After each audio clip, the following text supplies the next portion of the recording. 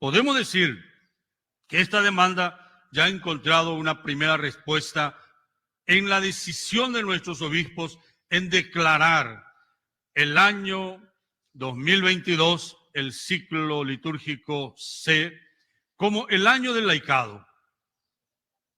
Año en que toda la Iglesia paraguaya estará reflexionando y haciendo un discernimiento sobre la vocación y la misión del laico en la Iglesia y en el mundo. Es hora de los laicos de asumir el mandato de evangelizar. Muchos ya lo están haciendo en la sencillez, en la humildad y en la discreción.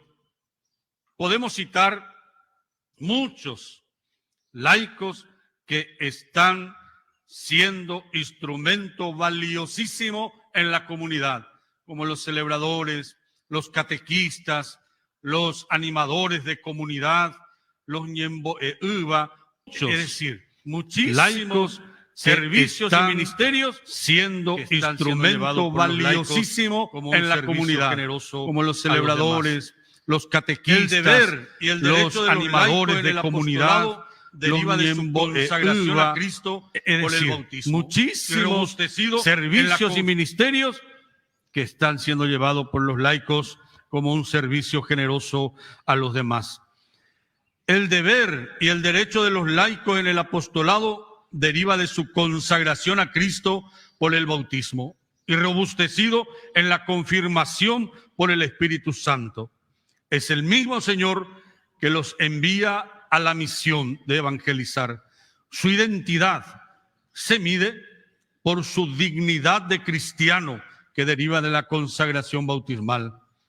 El bautizado es hijo de Dios, como bien lo expresa la primera carta del apóstol San Juan. No solo somos llamados hijos de Dios, verdaderamente lo somos. Están llamados a dar testimonio de su vida de fe, esperanza y caridad.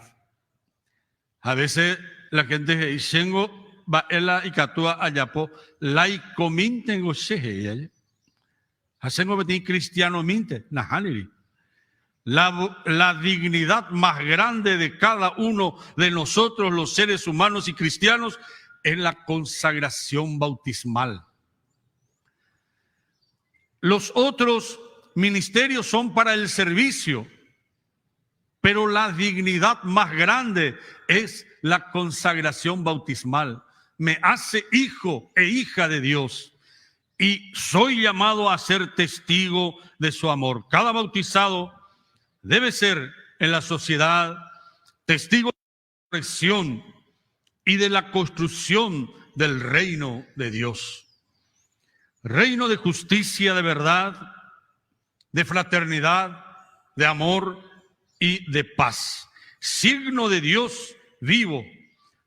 Es necesario, por eso, conocer esta vocación y ejercerlo. Porque qué lindo es cuando nosotros rezamos el Padre Nuestro y decimos a Dios, hágase tu voluntad en la tierra como en el cielo. Pero recordemos, Dios obra y obrará su voluntad a través de nosotros, a través de mí, a través de ti. Pero si yo pido a Dios que se haga su voluntad y no me dispongo a ser instrumento suyo, está remota la posibilidad de que eso que pido se realice junto a mí. Saber bien qué es y qué debe hacer un testigo. Es el que atestigua y afirma un hecho. El mundo tiene necesidad de testigos más que maestros. Los hechos hablan más fuerte que las palabras. El testigo es alguien que habla, que enseña con la vida, que muestra un modo de ser y de vivir. El Monseñor Claudio Jiménez nos dijo una frase muy linda en esos días de su homilía, atribuida a San Francisco de Asís. Cuida el testimonio de tu vida, porque quizás sea el único evangelio que tu hermano pueda leer. Porque es así, cuántas personas sencillas que no tienen la formación necesaria para leer e interpretar las Sagradas Escrituras, pero que llevan una vida intachable, ejemplar, una vida cristiana que es envidiable, porque observan y se inspiran en el testimonio de sus mayores. Ellos son sus maestros. Así como el antitestimonio tiene incidencia sobre los demás, el buen testimonio, el testimonio noble, produce efectos y frutos muy efectivos. San Pablo, en una de sus cartas, nos dice: tengan sentimientos nobles. Y nos pide: alégrense con los que están alegres y lloren con los que están tristes y angustiados. Y a veces el peor antitestimonio es la envidia, cuando hacemos exactamente lo contrario. Nos entristecemos por el logro del otro, por la alegría del otro, y nos alegramos con la desgracia del otro. Este es exactamente el antitestimonio más cruel de la vida cristiana. Por eso, hermanos, los padres de familia con su testimonio pueden formar la conciencia de sus hijos, porque con su testimonio, con su modo de corregir y de perdonar al niño y de perdonarse entre sí mutuamente, su modo de hablar con respecto a los demás, de comportarse ante un pobre cuando pide limosna, con los comentarios que hacen al escuchar las noticias del día en presencia de los hijos. Así los padres tienen la posibilidad cada día de dar testimonio de su fe. El alma de los niños es como una cartelera fotográfica. Todo lo que vieron y escucharon en los largos años de su infancia reincidirá en ellos un día, se desarrollará y traerá sus frutos.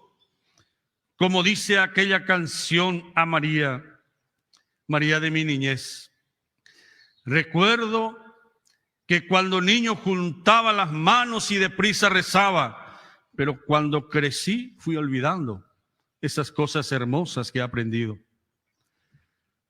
Entonces, qué importante aquí ante la Madre renovar nuestro compromiso de ser testigos de su Hijo Jesucristo. Así, el mejor testimonio que el cristiano puede dar es practicar la gratuidad. Es la capacidad de hacer alguna cosa porque son buenas en sí, sin esperar inmediatamente algo a cambio. Esto permite reconocer y acoger al otro. Entonces, quien no vive la gratuidad convierte su existencia en un comercio ansioso. Está siempre midiendo lo que da y lo que recibe. Y sin embargo, Dios hace salir el sol sobre buenos y malos, nos dice el Evangelio de San Mateo, capítulo 5, versículo 45. Y nos dice: lo que han recibido gratis, denlo gratuitamente. Evangelio de San Mateo, capítulo 10, versículo 8. El que se cierra a la gratuidad llega a pensar ingenuamente que los pobres son peligrosos, que son inútiles y que los poderosos son generosos benefactores de la sociedad. Solo una cultura social y política que se abra a la acogida gratuita podrá tener futuro. Más que la fuerza o la violencia, debemos testimoniar a través del diálogo que es posible la cultura del encuentro. Si hay que respetar la dignidad de los más débiles, es porque hay efectivamente un valor que supera las cosas materiales y las circunstancias. Exigen que se les trate de otra manera, porque ante Dios somos iguales. A los responsables de administrar los recursos públicos y las comunidades civiles y cristianas, un día Dios hará resonar en nuestras conciencias aquella palabra del Creador en el libro del Génesis capítulo 4, versículo 10. ¿Qué has hecho con tu hermano? La voz de socorro de tu hermano grita desde la tierra hasta mí. Hay también una violencia solapada, la de quienes desprecian al diferente, sobre todo cuando sus reclamos perjudican de algún modo los propios intereses. Los cristianos discípulos de Jesucristo, bajo ninguna circunstancia debemos reivindicar la violencia, porque ni aún alentar la lucha de clase, porque el cristiano siempre, a ejemplo de Jesucristo y por mandato de Cristo, debe ser pacífico y pacificador. Así, hermanos, pongamos ante nuestra Madre de cada nuestros propósitos de asumir y vivir con alegría esa vocación y esa misión como bautizados para experimentar y testimoniar la dulce y confortadora alegría de evangelizar como laicos. Así sea.